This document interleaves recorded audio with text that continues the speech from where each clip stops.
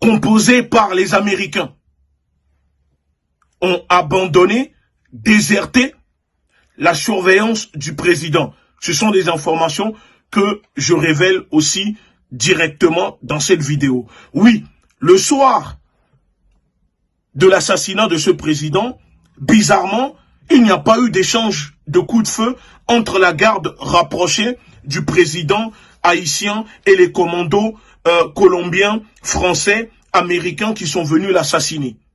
Et c'est ça que le peuple, la question que le peuple doit se poser, c'est là-dessus. Comment se fait-il qu'un président d'un pays, parce que le président haïtien était le président le plus sécurisé dans les Caraïbes, comment se fait-il que ce soir-là, bizarrement, sa garde rapprochée s'est volatilisée? Parce que parmi sa garde rapprochée, il y a des personnes qui ont collaboré pour permettre aux commandos colombiens, français, américains de tuer le président haïtien.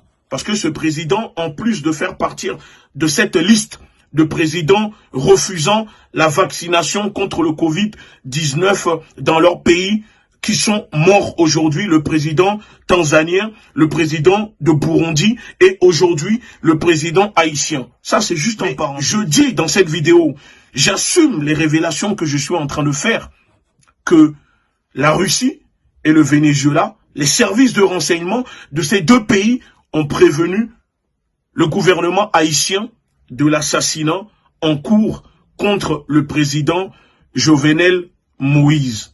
Je le dis parce que je le sais. Je le sais parce que les informations me sont parvenues par des sources diplomatiques. Libre maintenant au peuple haïtien ou aux personnes qui regarderont cette vidéo de croire ou de ne pas croire. Pour finir, je demande à la jeunesse haïtienne, à la population haïtienne, de se mettre debout, de sortir dehors pour réclamer le départ de ces entités qui occupent leur terre. Parce qu'aujourd'hui, après la mort, l'assassinat de ce président, les États-Unis et la France essayent de placer leurs pions à la tête de ce pays. Et c'est le moment pour le peuple haïtien de se lever pacifiquement et de montrer leur colère contre les intérêts des Français et des Américains dans leur pays. On ne peut pas continuer comme ça à tuer vos frères, vos semblables, et vous allez rester les bras croisés à les regarder. Qu'on soit d'accord ou pas avec ce président, les États-Unis ni la France n'ont pas le droit de venir le faire assassiner. Et le show télévisé qu'ils sont en train de vous faire, en vous exhibant ces soi-disant commandos, ça c'est juste pour vous enfumer. Il faut savoir qui sont les commanditaires.